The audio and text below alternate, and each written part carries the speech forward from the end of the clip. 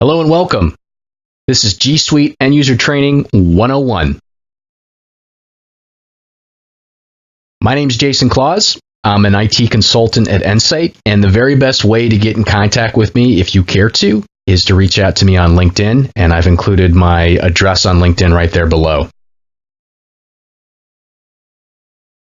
Today we're going to be talking about GSuit. Specifically, we're going to be talking about Gmail within that product set. GSuit is a productivity application. It's cloud-based, and you access it from a web browser. It's a competing product of Microsoft Office. And in the same way, it's logical that you would have the best results working in Microsoft Office on a Microsoft Windows-based machine, the same logic applies to GSuit. If you run it in the Google Chrome browser, it's likely that you're going to have a better experience. So I'm going to show you first how to download the Google Chrome browser. And it's really easy. First, you just open up a browsing window and you type in chrome.google.com and it takes you to a page where you can download the browser. You just follow the instructions from there and you have it. Now, the really cool thing that Google has done here for their users of GSuit, they created a plugin that you can access from the Chrome browser. And this is part of the power of doing this. There's other plugins that you can use. But this particular plugin, it has customized training for each one of the service applets within the GSuit suite of products. And so I'll show you how to access that right now. So again, from your browser, you type chrome.google.com/web store, and that takes you to a place where you can download all different kinds of plugins to the browser. And then you type GSuit training, and the very first one will be this tool. And I've already added it, but it's really easy to add. You just click this button, and it will add it into your browser. Once that's in place, what it allows you to do is really cool. So I'm just going to go over to Gmail right now, and this is my live implementation of that. The way that plugin represents itself is over here in the corner.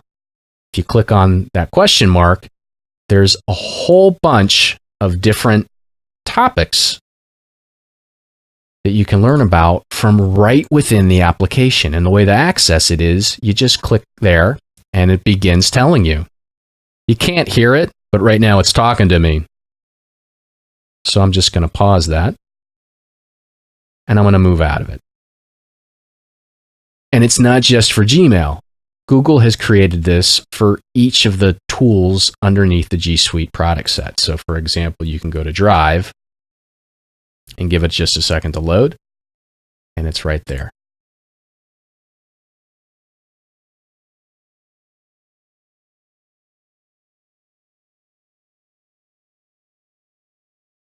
Of all the things we're going to talk about today, I think that plugin is probably the most powerful tip that I can give you, because at your own pace, you can walk through all of the features and tips that Google thinks are most important for you at your own pace. And I'd encourage you to maybe just do 1 or 2 lessons a day until you get to the end, and you'll be vastly more familiar with this tool set than you would be otherwise. And you'd be amazed the kind of things that it can do to help get you a little bit more done every day. We're going to talk more about some of my favorite ones next. So next, I want to show you a couple of tips that I think are most helpful, or the ones that once I learned them, I applied them and got the most bang for the time out of them. The first one that I want to talk to you about, it's send and archive. And here's the problem that it helps to solve.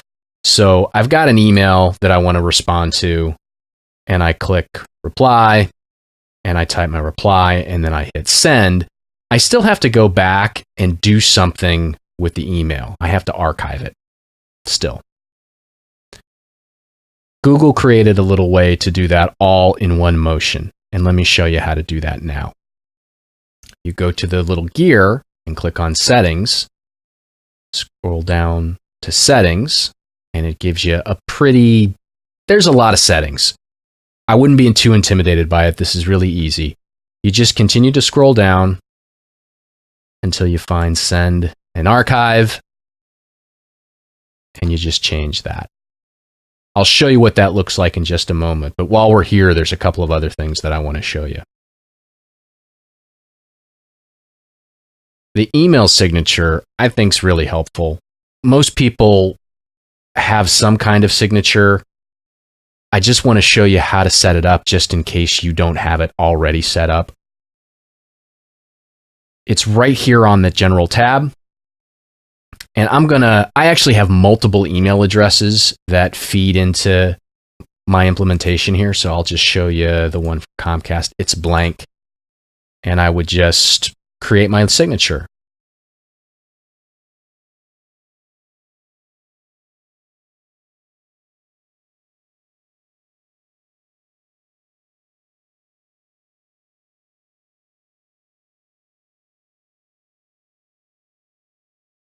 Those are actually my real contact details if you want to take that down. It'll be in the back of the video as well. So that's going to allow me to automatically put that into any email that I send from my Comcast account. And then the last thing I want to show you on this tab is the vacation autoresponder. And I think this is really helpful because when you go on vacation, you don't want people thinking that you're still at work and having an expectation that you're going to respond to them like you're at work. And this is really easy to set up. You just turn it on. I've got some standard text that I include in there, but to turn it on, you just turn the responder on. You can say what day it starts. You can also say what day it ends if you want, or you can turn it off from within the inbox, and I'll show that to you in a moment. The one thing to remember is once you've made any changes to the settings page, you need to make sure that you save your changes. So I'm going to go ahead and save those changes. So there's a couple of things. First, I'm going to go in reverse order. I am unavailable. My vacation settings are now set. And when I get back from vacation, it's really easy to turn that off.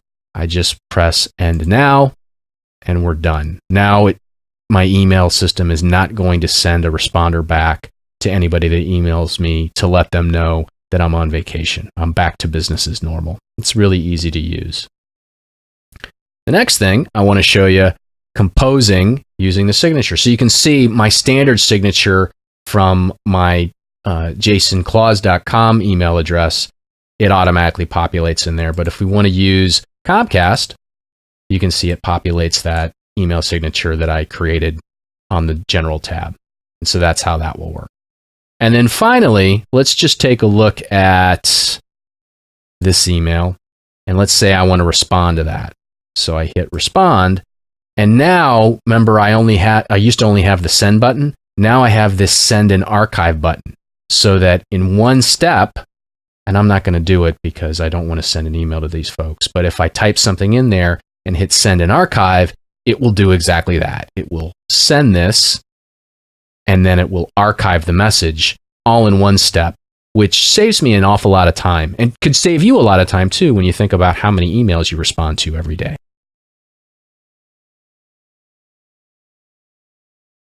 The next thing that I'd like to show you is a slick way to do email attachments when the document that you're trying to attach is really big. So like, for example, if you're trying to attach a video or maybe some sort of audio file. The normal way that you attach documents is pretty straightforward, and I'm going to imagine that you already know how to do that. You open up a new email or compose a new email. You click on the international sign for attaching files, a paperclip, and then you select your file, and it's attached. When you go to send that to your email recipient, the file is actually attached to the email. That's where the word comes from, and your email recipient can then open that file and view that file. But again, there's a problem often when the file's too big. When the file's too big, the email will be rejected by your email recipient's email provider or the email server that his or her company is using, and you've got a conundrum. But this is one of the really powerful things about the G Suite. It's an integrated suite of products, and you can actually use the cloud-based file system or file saving system. It's called G Drive. And we're going to go through this exercise again. So it's the same attachment. Let's just imagine that it's a video. It's living on the desktop here in the example that I'm using. So I need to attach it. And instead of doing the paperclip, I'm going to use this icon. This is the visual representation of G Drive. And you can see this is a cleaner one here, but that takes you to G Drive. So I'm going to click on that. And instead of going into the file system, this is actually my file system on G Drive. I'm going to upload the file from my desktop. So I'm going to select the same file. I'm going to open it. And I could do multiple ones if I want to. And I'm going to insert it as a G Drive link. So I hit the upload button. It will upload the file. And then it inserts it here. And it looks just like an attachment. So we'll do G Drive test. And I'll send it to myself. Whoops.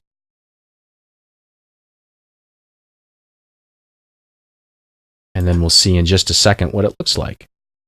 So as a recipient, when I open it, I can click on it here, and it'll take me to G Drive to look at it. Or if I want to, I can download it or look at it on G Drive. But the file is actually not attached to the email. These links are referencing the files living in Gmail. Excuse me, not Gmail, living in Google Drive. And I'll show you how that looks in just a second here. I'll go back over here and we'll go over to G Drive. And you can see that file was uploaded here. You see, I just did it.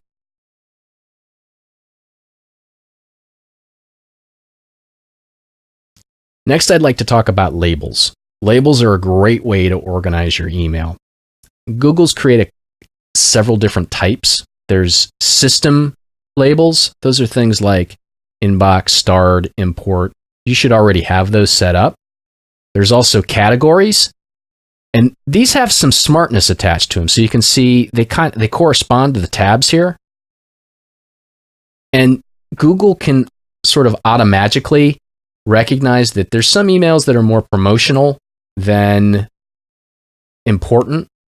And it can help to sort of organize these into different buckets, which helps to make you more productive. And we're going to concentrate on the ones that you can create yourself. And so, like, for example, I have one for each of the different email addresses that I have coming into Gmail. And you can see, so for everything the email that gets sent to my Yahoo address, it gets that label, and then I know kind of where it came from, and it just helps me.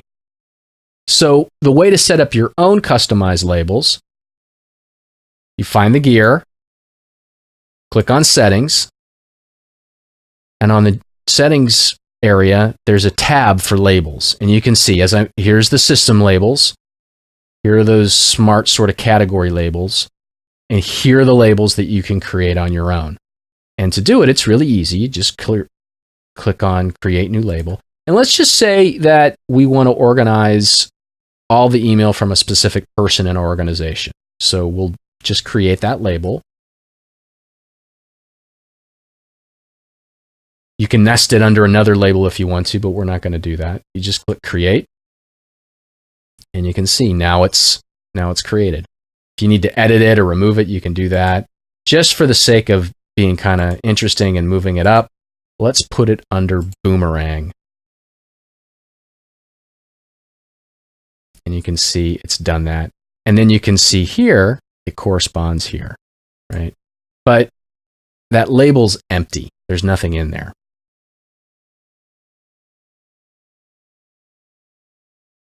Now, if I want to, moving forward, I can just manually attach the label for Jennifer Klatt to every single email that I get from Jennifer Klatt. And I can show you how to do that right now. So I'm just going to go here. I'm going to use the search functionality within Gmail to find an email that I've got from Jennifer. So Jennifer Klatt. And there's one right there. So if I want to attach a label, it's real easy. I just find it, and there it is. And now if I go to my label, there is the email that I just manually attached to. But Google has some built-in goodie called a filter that we can use. And it's the advanced functionality, search functionality that we associate with Google, plus a little bit of magicalness that allows us to automatically find and then attach that label to every email that we've ever gotten from Jennifer. And then moving forward, any email that ever comes from her will be labeled that way. And we'll show you how to do that in just a second here. So I'm going to go back to Inbox, and I am going to use the advanced search button. That's this little button, right? That's little drop down here. And you can see I want to search all mail for Jennifer Klatt.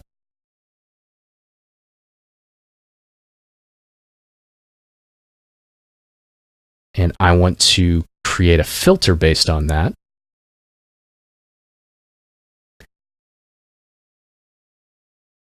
And I want to categorize it. Oh, I'm sorry. I don't want to categorize it. I want to label. Forgive me. I want to label it as Jennifer Klatt. And I also want to make sure to apply that to everything that showed up in the search. And I'm going to create that filter. And so now, if I go back to Jennifer Klatt, you can see all of these additional emails are in there. And moving forward, that filter will apply that label when Jennifer sends me an email. So a really slick way to sort of let the power of the tool help organize things for you in a little more logical fashion than just having everything in archive or everything in inbox.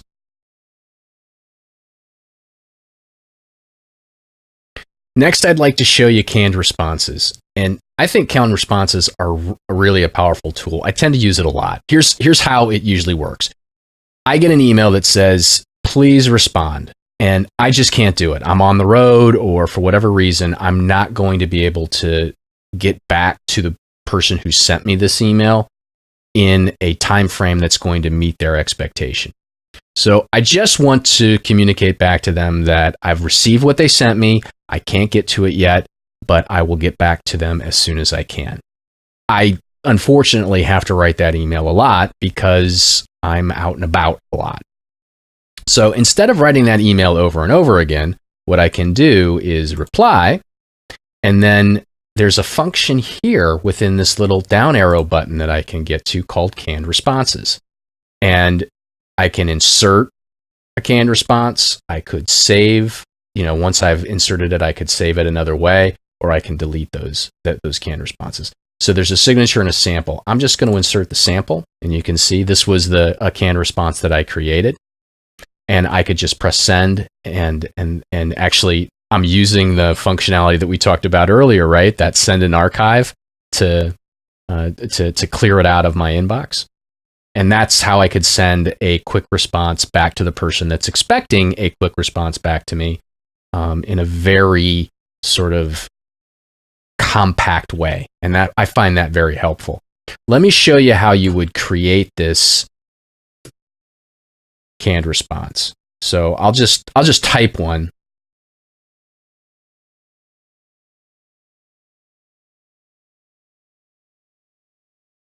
So that's my response. I want to save that. So I'm going to go back here to canned responses, and I am going to save as a new canned response.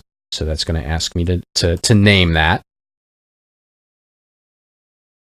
And I'll just call that I will